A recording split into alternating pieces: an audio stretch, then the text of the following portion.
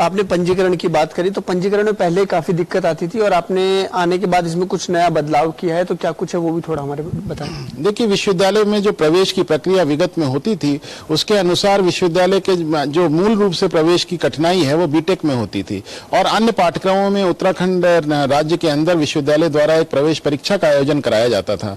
लेकिन विगत में काफी सालों से ऐसा महसूस किया गया कि चूंकि छात्रों की समुचित संख्या नहीं होती है, तो आंकड़ों के आधार पर विश्वविद्यालय द्वारा यह निर्णय लिया गया कि बीटेक के प्रथम वर्ष के प्रवेश की प्रक्रिया जेई के आधार पर एवं जो उनकी क्लास 12 की मेरिट होती है उन दोनों को मिलाकर के करते हुए बाकी पाठ्यक्रमों में हम सीधे उनके मेरिट आधारित प्रवेश देने की व्यवस्था इस सत्र से लागू करने जा रहे हैं। क्योंकि पहले भी हमें ज्यादातर प्रवेश मेरिट आधार पर ही देने पड़ते थे। यद्यपि प्रवेश परीक्षा जरूर होती थी, लेकिन उसमें जो प्रवेश की संख्या होती थी वो नगण्य होती थी। इस कारण जो अधिकतर प्रवेश होते थे वो मेरिट आधारित ही होते थे।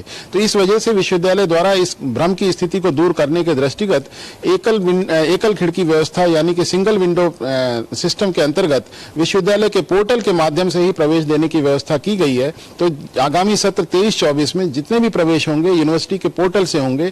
बच्चों को यूनिवर्सिटी के पोर्टल पर ही रजिस्ट्रेशन करना होगा, चाहे वो जेई आधारित हो या वो मेरिट आधारित हो। इससे बच्चों को विगत की जो कठिनाई होती थी, जिसमें बच्चों को स्पॉट काउंसलिंग के लिए हर संस्था में जाना पड़ता था और वहां एक अपने किस्मत का अंदाजा लेना पड़ता था, मुझे मिलेगा या नहीं मिलेगा, तो वो दौड़ भाग बचेगी। उत्तराखंड भौगोलिक दृष्टि से ट्रैवल करने में कठिनाई होती है उत्तराखंड राज्य में, तो इस परिस्थिति इस सहजता को का भी जो लाभ है वो बच्चों को मिलेगा और सिंगल विंडो सिस्टम के अंतर्गत आने वाले सत्र में 23-24 में प्रवेश होंगे समस्त पाठ्यक्रमों में।